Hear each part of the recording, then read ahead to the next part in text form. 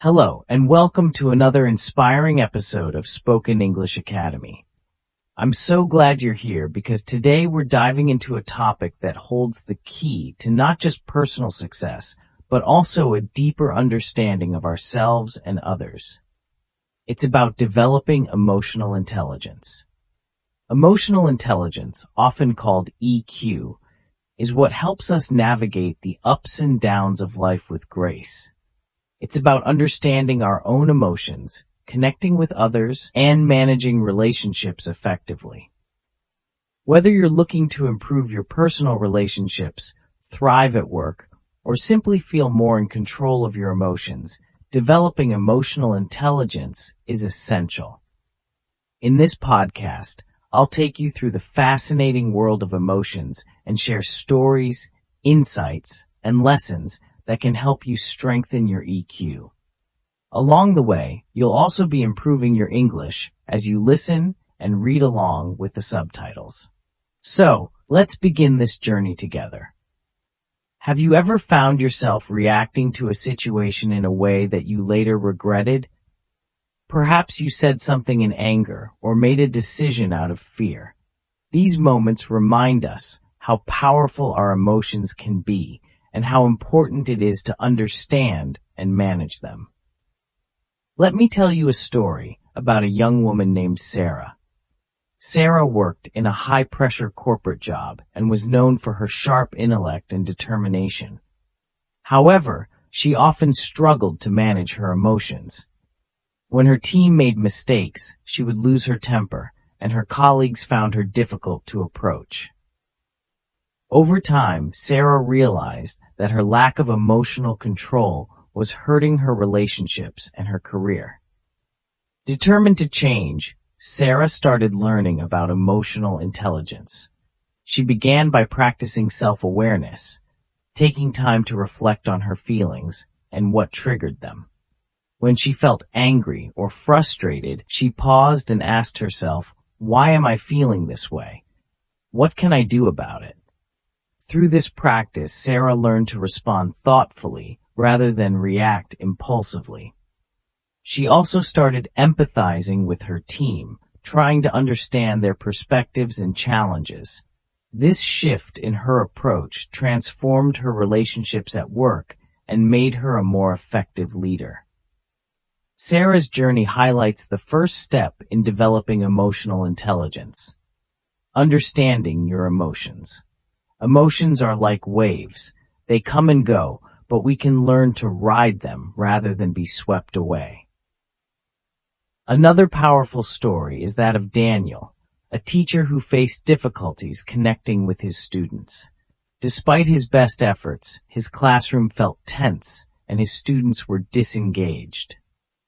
Daniel realized that while he was excellent at teaching his subject, he needed to connect with his students on a human level. He started observing his students more closely, paying attention to their body language and facial expressions. When he noticed a student looking upset, he would gently ask if everything was okay. This small act of empathy made a big difference. The students began to trust him, and the classroom atmosphere improved dramatically. Daniel's experience teaches us about the importance of empathy, a key component of emotional intelligence. Empathy allows us to step into someone else's shoes and see the world from their perspective. It builds trust, strengthens relationships, and helps us navigate social situations with sensitivity and care. Let's explore another aspect of emotional intelligence: managing emotions. Imagine a man named Raj, who always struggled with stress. Every time something went wrong, he would spiral into anxiety, affecting his work and personal life. One day, Raj decided to take control of his emotions. He started practicing mindfulness, a technique that involves focusing on the present moment. Whenever Raj felt stressed, he would close his eyes, take a deep breath, and remind himself that the situation was temporary. He also began journaling, writing down his worries and reflecting on them. Over time, these practices helped Raj stay calm under pressure and approach challenges with a clear mind. Raj's story reminds us that managing emotions is not about suppressing them, it's about channeling them in a healthy way. Whether through mindfulness, exercise, or talking to someone you trust, finding strategies to manage your emotions is essential for emotional intelligence. Now, let's talk about the role of communication in emotional intelligence. Communication is not just about what we say, but also how we say it. A kind word, a thoughtful gesture, or even silence at the right moment can speak volumes. Consider Maria, a nurse who worked in a busy hospital. Her job required her to interact with patients from different backgrounds, often in stressful situations. Maria realized that her tone of voice and body language played a crucial role in making patients feel comfortable. She started practicing active listening, giving patients her full attention and responding with empathy. Maria's ability to communicate with care and understanding not only improved her relationships with patients, but also made her work more fulfilling. Her story illustrates that emotional intelligence is not just about understanding emotions, it's about using that understanding to build connections and foster trust. As we reflect on these stories, it's clear that emotional intelligence is a skill that anyone can develop. It begins with self-awareness, understanding what you're feeling and why. It grows with empathy, recognizing and respecting the emotions of others. And it thrives through communication, expressing yourself in ways that strengthen relationships. Developing emotional intelligence is not always easy, but the rewards are worth it. It helps you navigate life's challenges with resilience, build stronger relationships, and create a sense of inner peace. Imagine what your life could look like with a higher EQ.